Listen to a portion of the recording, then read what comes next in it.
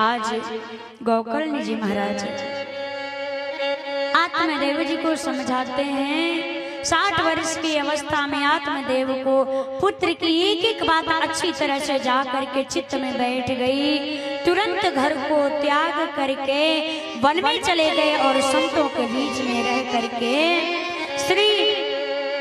श्रीमद् भागवत महापुराण के 10वें स्कंद का पाठ करते हुए भगवत चरणार बिंद में रति करते हुए ब्राह्मण देव अंत गति को प्राप्त कर गए। बोलिए सियावर रामचंद्र भगवान की जय हो। बोलिए कृष्ण कन्हैया लाल की जय हो। पिताजी के जाने के बाद गोकर्ण जी तीर्थ करने चले। अब धुंधकारी निश्चिंत हो गया। धुंधकारी अपनी माँ से कहने लगा, चल पिताजी ने जितना धन कमा करके दिया है ला मुझे ला करके दे। माँ जब मना करती है माँ को लात से मारता है। एक दिन माँ को मारा, वो माँ जाकर के कुएं में गिर गई और उसी समय माँ का प्राणांत हो गया। 5-5 वेश्याओं का संग करने लगा था। वेश्याओं को घर में ला करके रखने लगा था। एक दिन धुंधकारी चोरी करके आया। उन वेश्याओं ने सोचा कि जब इस नगर के राजा को पता चलेगा कि वो धुंधकारी धन ला करके हम सबको देता है तो धुंधकारी के साथ में हम सबको दंड मिलेगा। इसलिए हम इसे चलो मार के भाग चलते हैं। एक दिन धुंधकारी चोरी करके आया, मदिरा पान करके आया और पलंग पे लेट गया। वेश्याओं ने रस्सियों से बांध दिया और धुंधकारी को मारने लगी। धुंधकारी जब इतने में भी नहीं मरा तो आग के अंगारे को लेकर के आई और धुंधकारी के मुख में भर करके वो मारने लगी। उसी समय धुंधकारी का प्राणांत हो गया और उसी जगह पे गड्ढा खोद करके धुंधकारी को गाड़ दी और वहां से भाग गई। अब धुंधकारी विशाल प्रेत बन गया। इधर गोकर्ण जी महाराज तीर्थ करके वापस आए। रात्रि में जग करके भगवान का भजन कर रहे थे। और रात्रि में कौन सा व्यक्ति जगता है? भगवान गीता में कहते हैं कि जब ये पूरा संसार सो जाता है तब मुझे प्राप्त करने वाला व्यक्ति रात्रि में जगता है। और रात में वही जगते 3 लोग, योगी, रोगी और भोगी। योगी का उसका योग नहीं सोने देता है, भोगी का उसका भोग विलासिता नहीं सोने देता है और रोगी का उसका रोग नहीं सोने देता है। और जो योगी है उसका जप तप पूजा पाठ नहीं सोने देता। ये रात भर जग के पूजा करते हैं। योगी अपने योग ध्यान के लिए जगते हैं, रात्रि में भगवान को पाने के लिए योग करते हैं। रोगी का रोग नहीं सोने देता है। भोगी अपने भोग विलासिता के चक्कर में दिन रात दौड़ता रहता है। उसको भोग के चक्कर में नींद नहीं आती है, रात भर नहीं सोता है। उत्तम प्रकार के, मध्यम प्रकार के, अधम प्रकार के।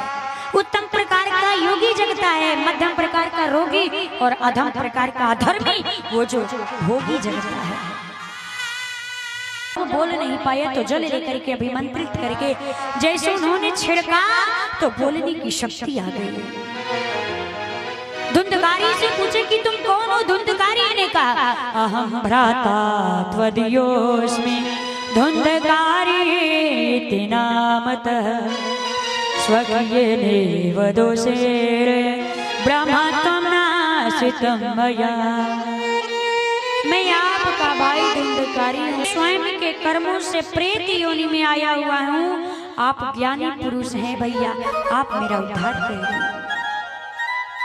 गोकर्ण जी ने कहा कि मैंने तुम्हारे लिए गया जी में श्राद्ध करके आया है, फिर भी मुक्ति नहीं मिली। धुंधकारी ने कहा कि मेरे नाम से एक बार नहीं 1000 बार भी यदि आप श्राद्ध करोगे फिर भी मेरी मुक्ति नहीं हुई, आप कोई उपाय निकालिए। तब गोकर्ण जी महाराज कहते हैं,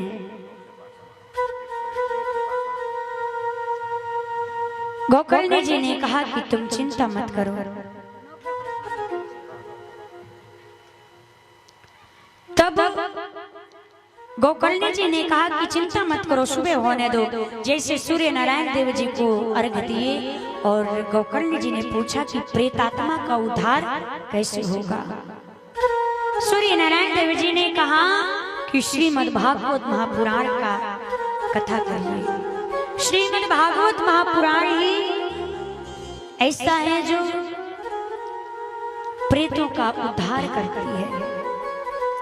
गोकर्ण जी महाराज तुंगभद्रा नदी के तट पर व्यास मंच लगवाए आरंभ कर दिए। उस नदी के किनारों पे बांसों का झुंड था। धुंधकारी एक बांस में आकर के बैठ गया। पहले दिन की जब कथा हुई तो एक बांस की ग्रंथि फट गई। दूसरे दिन की कथा हुई, दूसरी ग्रंथि फट गई। तीसरे दिन की हुई, तीसरी फट गई। ऐसे ऐसे करके 7 दिनों में 7 ग्रंथि फट गई।